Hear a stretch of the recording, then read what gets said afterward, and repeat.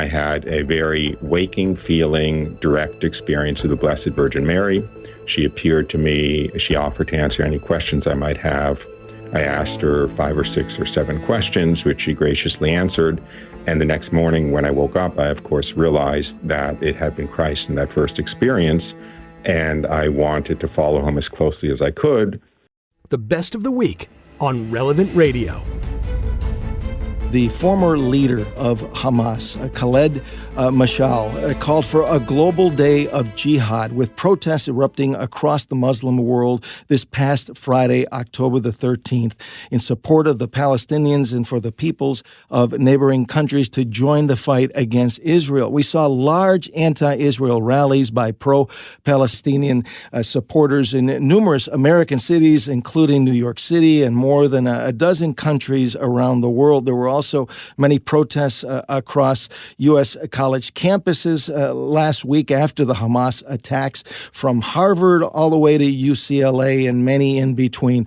Listen to these UMass Jewish college students denounce anti-Israel protests, as heard on Fox News. Free Palestine! Free, free Palestine! Free, free Palestine! Palestine will be free!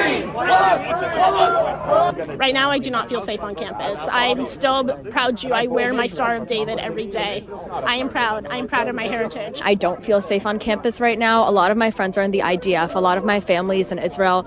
My cousins are there right now. So many of my friends. I'm just so worried for the safety of my people, for my friends there, and I feel like I should be there fighting right now. A bunch of brainwashed individuals who just don't have no idea what's going on right now in Israel, both in Palestine, and they're just misinformed. They don't understand the terror that Hamas is causing to the Israeli citizens. I find this protest incredibly, incredibly disrespectful to the loss of life. Thousands of Jews dead, the most amount of Jews dead since the Holocaust. People who don't think this is a second Holocaust are ignorant, and they need to educate themselves. This whole thing, they are supporting a terrorist organization. They are not supporting Palestinians who want peace with Israel. They are supporting a deep-rooted hate of Jews.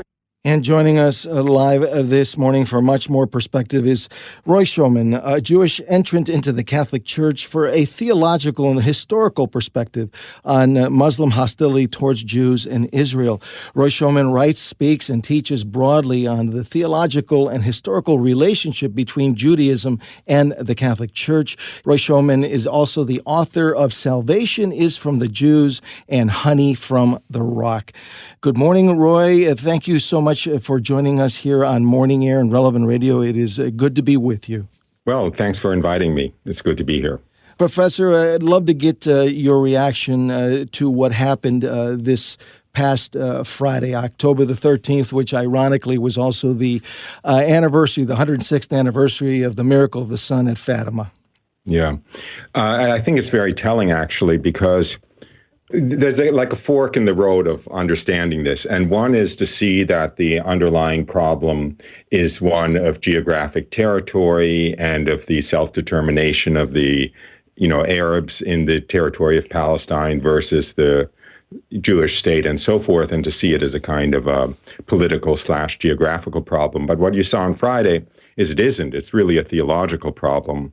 And the problem is that as we as Christians have the Great Commission to go out and make disciples of the whole world, Islam has the Great Commission to go out and subject the whole world to Islam by the sword, if necessary.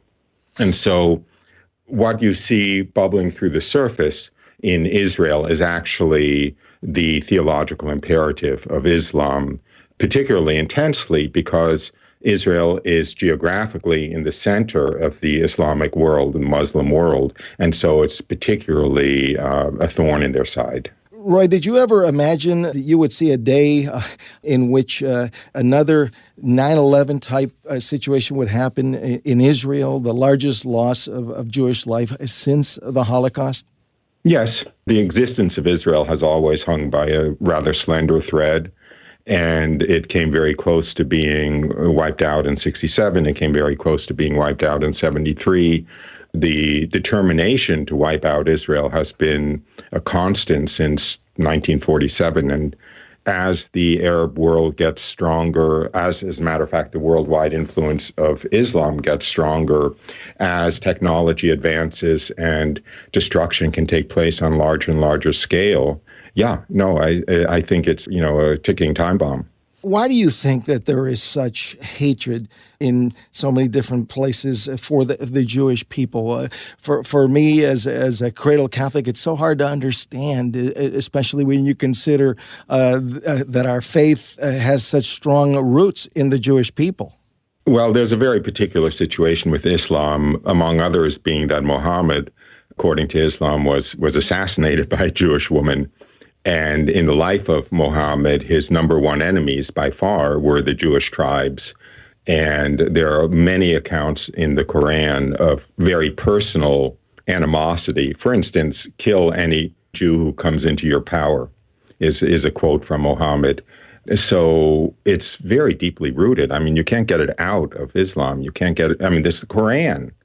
You can't whitewash it. It's the foundation of their belief system, and Jews are the enemies of God in the Quran, and Jews are the enemies of Muhammad. So, what choice do they have in a sense? Obviously, Pope Francis, the Holy Father, is praying for peace, but at the same time, he acknowledged they should defend themselves. They have a right to defend themselves, is what I'm trying to say. They have no choice. Otherwise, it's suicide. I mean, it's literal suicide. It's not just the loss of the nation, but it's the death of all of the Jews in Israel if they don't defend themselves. That's really the only desired end game. The end game from the Palestinians has never been a two-state solution with a separate state. They were offered that in 1947. That was the very beginning of this problem, was that the UN divided Palestine into a Jewish section and a Arab section. And the Jews accepted the limitations of only having a small piece of Palestine, and the Arabs didn't. And the next day, they launched war. How concerned are you on what's going on college campuses? It seems like a lot of people have been brainwashed into believing in ideology and in accepting some of this anti-Semite rhetoric. Well, it would be interesting to know how much of that would be going on in college campuses if it weren't for the Muslim student associations and the Muslim students. I mean, it would be interesting to see in these demonstrations what the ratio is of, American-born or non-Muslim students with the Muslim students and the immigrants from the Arab world, because that is clearly a significant part of the population. And, students go with the current fashion, and the Muslim student associations have done a good job of establishing a kind of, local worldview that says that, they're the victims and they're the peace lovers and all the problem comes from the Jews. Now, Professor, from a Catholic perspective, of course, our Blessed Mother Mary, our Lord Jesus, and the apostles were all Jews. Can you talk about that relationship between Judaism and our Catholic Church? I think in a way it's a very simple relationship, which is that Judaism is essentially the Catholic Church before the coming of the Messiah, and the Catholic Church is essentially post-Messianic Judaism. That is one and the same plan for salvation that God came up with already in the Garden of Eden, and that plan for salvation revolved around the incarnation of the second person of the Most Holy Trinity as a man, and the world had to be prepared for that incarnation, and that preparation was Judaism, with the intention always being that once the incarnation took place and the life of Jesus unfolded, the original, somewhat privileged relationship between God and man, which God had given to the Jews to enable the incarnation, would be extended to all of mankind through the sacraments of the Catholic Church and faith in Jesus. Professor, you converted from Judaism to Catholicism. Can you briefly share with us how this happened? I was a atheist Jewish Harvard Business School professor at the time, about in my late 20s, early 30s. And I didn't believe in God anymore, and I was just kind of a yuppie. And I was in despair at the meaninglessness of life, and I was walking in nature one morning, and I received the signal privilege of a experience in which the veil between the spiritual world and the physical world disappeared, and I found myself in the presence of God, and I understood my life and saw my life as I would see it after dying, looking back over my life in the presence of God. And I saw how I would feel about everything. I saw basically a lot of truths that I now know are truths of the Catholic faith, but I didn't know that at the time. I knew nothing about Catholicism, really. But I saw that we lived forever. I saw that every action had a moral content that was recorded for all eternity. I saw that we would be rewarded for all eternity for everything we did that was of value in the eyes of heaven. I saw that everything that had ever happened in my life had been the most perfect thing that could be arranged, coming from the hands of this all-knowing, all-loving God, not only including the things that cause the most suffering, but especially the things that cause the most suffering, and so forth and so on. So after this experience, I was a religious fanatic. I didn't know what religion it was, but then about a year later, I had while I was asleep, I had a very waking feeling, direct experience of the Blessed Virgin Mary. She appeared to me. She offered to answer any questions I might have. I asked her 5 or 6 or 7 questions, which she graciously answered. And the next morning when I woke up, I, of course, realized that it had been Christ in that first experience. And I wanted to follow him as closely as I could. And because I knew who the Blessed Virgin Mary was, and I had an experience of her, that made me aim pretty directly towards the Catholic Church. It had to be absolutely awesome to come to the realization that our Blessed Mother is also our Jewish mother, and Jesus is the Jewish Messiah, the fulfillment of everything in the Old Testament. Yeah, but actually the truth is, if you don't believe in God and you think that you're just a chemical accident and there's no pattern or meaning to anything, that's even bigger. That's even bigger. I was blown away by the fact that everything that as a child I hoped existed and then later decided was a fantasy was true 100 times, 1,000 times over. That was really, really, really big. I mean, the difference between living forever and living for 80 years, the difference between things just happening with no meaning or pattern, whereas everything is perfectly designed, that's pretty big too. And I imagine when you came to the realization that the Holy Eucharist is the Passover fulfilled, that really kind of had to be able to put it all into perspective. Oh, it was beautiful to find. I mean, Judaism made sense for the first time in my life, essentially. Judaism, without understanding the relationship, with Jesus to Judaism, doesn't quite make sense. I mean, the Jews, growing up, I always knew we were the chosen people, was always told we were the chosen people.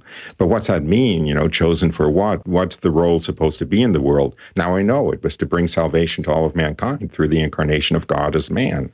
Everything in Judaism actually makes sense and is fleshed out by the truth as it is reflected by the Catholic faith.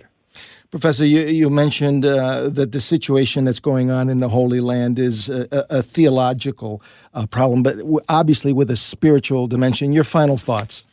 Pray for the peace of Jerusalem. Blessed are those who pray for the peace of Jerusalem. I think that's Psalm 122. It's a supernatural problem, and if there's a solution, it'll be a supernatural solution. Professor Roy Schoeman, thank you so much. Really appreciate you being with us here on Morning Air and Relevant Radio. Thanks a lot, and thanks for all that you do to spread the gospel. Like what you just heard? Share it with your family and friends. And thanks for listening.